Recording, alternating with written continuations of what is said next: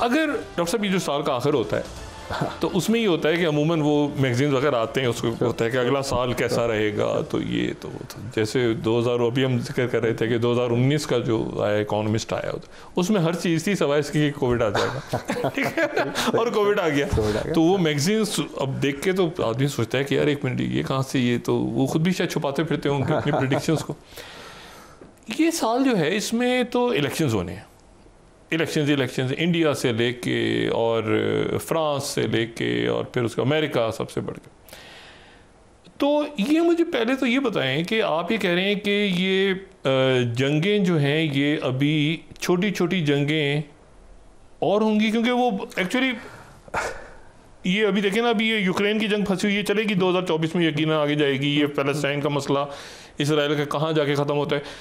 तो ये क्या हो रहा है, मतलब है कि लोगों के अंदाजे, जो बड़े बड़े थिंक टैंक्स बैठे हैं आपके यहाँ, वो उनके अंदाजे गलत हो रहे हैं साबित, या क्या हो रहा है?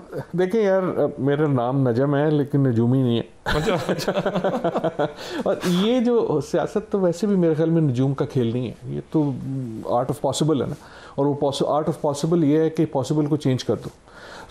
और ख़ुसूसन अगर हम जो बात पिछली बार भी कर रहे थे कि अगर दुनिया इतनी बिखरी हुई है, इतना टर्मोइल है, इतना हिजान है, इतना केओस है, तो वाई शुड यू एक्सपेक्ट कि ये एकदम प्रेडिक्टेबल हो जाएगी।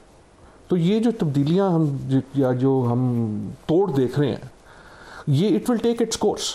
उसका मतलब ये नहीं है कि, और मुझे बिल्कुल सच्ची बात है, I don't know the answer. ऐसा नहीं है कि मुझे नहीं पता यूक्रेन जंग कब ख़त्म होती है, शायद परसों ख़त्म हो जाए, शायद कोई प्रेशर डाले, कुछ रशिया कोई ऐसा मनूवर कर ले, या यूक्रेन या यूरोपियंस कर लें। But what I am saying is कि जो टर्मोइल है, ये एक्सपेक्ट करना कि ये कोई एक स्विच था और वो स्विच ऑन हुआ और अब कोई आएगा और उसको ऑफ कर देगा और बंद हो जाएगा, हिस्ट्री हमें ये नहीं बताती कि ऐसा जो होता है मुमकिन होता है ना। लेकिन ये भी मैंने पिछली बार वो मॉन्स्टर्स के लफ्ज़ पे इख्तिताम किया था, इसका ये मतलब नहीं है कि हमेशा ही ऐसा रहेगा। जब टूट का प्रोसेस शुरू हो गया है तो वो अपनी एक कोर्स लेगा।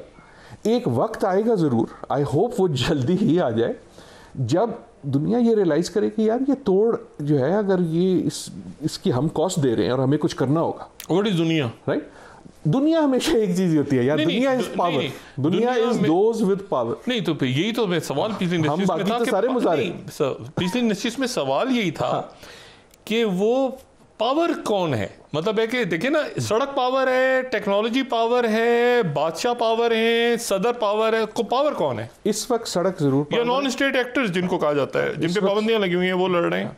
इस वक्त सड़क के बारे में ज़रूर, सड़क के पास एक पावर है, स्ट्रीट के पास, उस पावर को कंट्रोल करने की भी कोशिश की जा रही है। देखें ना आप अमेरिका में भी जी कि तुम ये प्रोटेस्ट नहीं कर सकते, फ्रांस वाले कहते हैं तुम ये झंडा नहीं लगा सकते, तुम ये कफाया नहीं पहन सकते, वो स्ट्रीट को कंट्रोल करने की ना। या उससे पहले हांगकांग में पीली छतरी नहीं उठा सकते, जो हमने पिछली बार भी बात की। तो स्ट्रीट को कंट्रोल करने की कोशिश इसीलिए की जाती है कि स्ट्रीट पावर बन जाती है हमारे अपने मुल्क में, दूसरे मुल्कों में जब आप स्ट्रीट पावर बन जाती है फिर आप उसको कंट्रोल करने की कोशिश करते हैं। लेकिन यार आपके सवाल का जवाब जो है ना, मैं उसको इग्नोर नहीं कर रहा। मैं ये कह रहा हूँ कि मेरे पास वक़्त नहीं है, इल्म नहीं है कि मैं बता सकूँ कि कौन पावर होगा। आप एक मैगजीन के एडिटर हैं जिसका काम ये है कि 2024 में क्या होना है। इकोनॉमिस्ट के एडिटर हैं आप, टाइम मैगजीन के एडिटर हैं। तो I would be very worried कि मैं कहूँ कि कौन जीतेगा, क्योंकि जो स्ट्रगल है वो यही है कि पावर को डिथ्रोन करना ना। अगर ये रेवोल्यूशनरी मोमेंट है तो उसमें जो जीतेगा, देखिए ना, अगर आप पिछले साल को, अगर 24 को देख रहे हैं तो 23 को देखें। 23 में यूक्रेन की जंग से, 23 तो खैर पहले की बात है, यूक्रेन की जंग से पहले आज हम सब यूक्रेन के एक्सपर्ट बने हुए। लोग जानते थे यूक्रेन के प्रेसिडेंट का क्या नाम है? नहीं, बिल्कुल राइट। सो एक कोई उठता है और पावर स्ट्रक्चर एकदम चेंज है। अच्छा, आपने नोट किया कि इस पूरे केओस में एक जंग का फैसला हो गया? वो सैकड़ों साल पुरानी जंग का फैसला हो गया। सैकड़ों साल मुराद, हाँ काफी, सैकड़ों तो नहीं लेकिन कई दहाइयों पुरानी।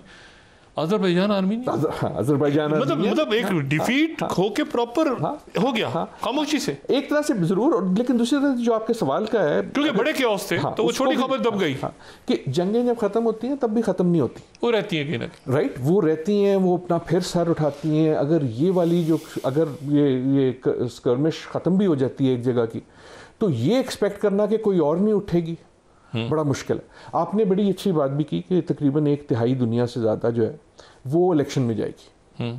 मैंने इलेक्शन इसलिए कहा कि जमहूरियत हो ना हो लेकिन इलेक्शन होगी। अगर 23 के इलेक्शन कोई पेश खैमा है, पिछले एक महीने के इलेक्शन ना, पिछले कुछ हफ्तों में क्या हुआ है जब हम बात कर रहे हैं, अर्जेंटीना में जो इलेक्शन हुई है, हम ट्रंप की बात करते हैं, जो साहब अर्जेंटीना में इलेक्ट हुए हैं, वो उनका कैंपेन ये था कि वो ट्री दरख्त काटने वाली मशीन लेके कहते थे मैं ये मिनिस्ट्री, चाइना अमेरिका दोनों के लिए मसला है मेरा ख्याल है, पूरी दुनिया के लिए, वो तो अर्जेंटीना के लिए मसला है। वो कहता है मैं ये मिनिस्ट्री भी बंद कर दूंगा, एजुकेशन मिनिस्ट्री बंद कर दूंगा क्योंकि एजुकेशन तो इंडोक्ट्रिनेशन है, मैं एनवायरनमेंट मिनिस्ट्री भी बंद कर दूंगा, मैं इकोनॉमिक मिनिस्ट्री का कोई फ़ायदा ही नहीं है, हम तो वैसे ही उस किस्म की चीज़ अगर आज कोई पाकिस्तान में कहे तो शायद उसके पीछे भी जो है बहुत सारे तमाशबीन लग जाएं। लेकिन सिर्फ वहाँ की बात नहीं है, आप अगर पिछले हफ्ते की जो खबर है, पिछले कुछ दिनों की खबर है, हफ्ते से कम की, जो नीदरलैंड्स की इलेक्शन हुई है, राइट, गेट विल्डर्स जो है, जिसका पाकिस्तानियों को नाम पता होना चाहिए, ये वो शख्स हैं कि जो वो कुरान की बेहरमती होती थी उसके पीछे जो इंस्टिगेटर होते थे, कार्टून्स के पीछे जो इंस्टिगेटर होते थे, this is that man, right. वो जो है उनकी पार्टी सबसे बड़ी पार्टी निकल के आई है नीदरलैंड्स में, राइट। नीदरलैंड जिसको बड़ा लिबरल, बड़ा पुरसकून, इट इज वेरी लाइकली कि वो प्राइम मिनिस्टर बन जाए, मेजॉरिटी नहीं है लेकिन लार्जेस्ट पार्टी है। आप छोटा सा एक मुल्क है स्लोवेकिया, स्लोवेकिया की जो इलेक्शन हुई है उसमें बिल्कुल हंगरी की तरह। सो हम जो अपने मसाइल में इतने घिरे हुए हैं, हम जो हैं सुबह से शाम जो हैं वो उनके पीछे लगे रहते हैं। Do not, I hope we do not forget कि बाकी दुनिया में क्या हो रहा है, there is something happening. Trump जो है, जिन 3 लोगों का मैंने जिक्र किया, उनके सामने ट्रंप रीजनेबल लगने लगता है। और ये आप दुनिया में जहां पोलैंड, चांसेस क्या हैं, ट्रंप के या बाइडेन के? यार क्या चॉइस है वैसे, जबरदस्त चॉइस नहीं है कि दुनिया की सपोजिटली सबसे बड़ी पावर। सर आपसे मैं जब आपके पास हाजिर होता था बॉस्टन और वहाँ पे हार्वर्ड साथी और साथी सारा, तो लीडरशिप कोर्सेज और ये सारा कि कैसे होना चाहिए क्या, वो सारे हमने भी अटेंड किए हैं बड़ा। तो आखिर में से वो लीडरशिप कोर्सेज पढ़ाते पढ़ाते उसमें से मतलब आपने ट्रंप और बाइडेन को निकाला है, तो मतलब किया आपने 350 उसमें लोग और दुनिया की सबसे बड़ी टेक्नोलॉजी और दुनिया का इल्म और दुनिया का पैसा, and the best they can do is ये 280 साल के लोग, बाइडेन और ट्रंप एक से सीधा चल नहीं जाता, दूसरा जो है उसका पता नहीं। वो पॉइंट इज कि is this the best that the US can do. लेकिन ये जो सवाल है आपका बड़ा सीरियस है, क्योंकि इन अ वे ये अब एक डेविल्स चॉइस रह गई है बहुत सारे लोगों के लिए, खुसूसन जो बाइडेन साहब की पॉलिसी रही है फ़लस्तीन के बारे में। और फ़लस्तीन पे जो मौक़िफ़ है वो अमेरिका का इतना नहीं है जितना बाइडेन का है।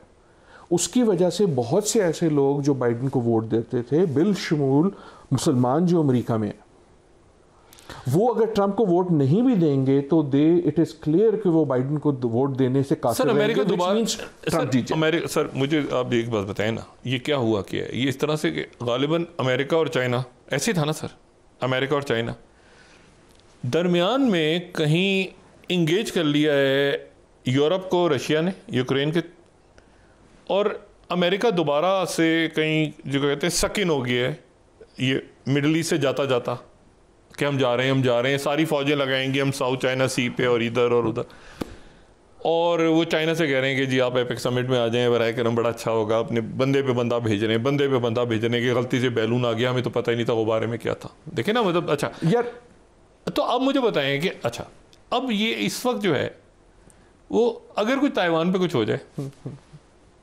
फर्ज करें, तो वो क्या कहते हैं, थ्रो अंडर द बस, मतलब ताइवान के लिए अमेरिका क्या आपको लगता है कि चाइना से लड़ेगा इस वक्त? देखें ना, आपने, मैं उस पर आना चाह रहा हूँ, जो आपने बात की ना ताइवान की, इज़ वेरी इंटरेस्टिंग, जहाँ से शुरू हुआ था ये रिसाले जो इकोनॉमिस्ट वगैरह निकालते हैं व्हाट विल हैपन नेक्स्ट।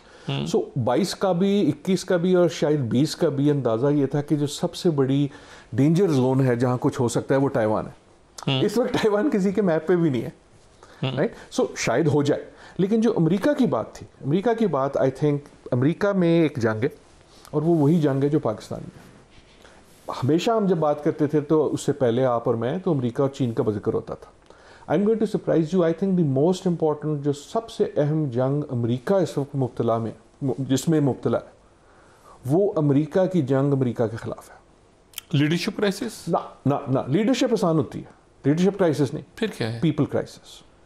जो आप स्ट्रीट पे कह रहे हैं वो सिर्फ इंटरनेशनल रिलेशन के, ये अमेरिकन के साथ है, जिसको आप कल्चर वॉर कह लें, तो ये पूरी दुनिया में है। ये पूरी दुनिया में, इसलिए मैं कह रहा हूँ हमारी जंग भी यही है।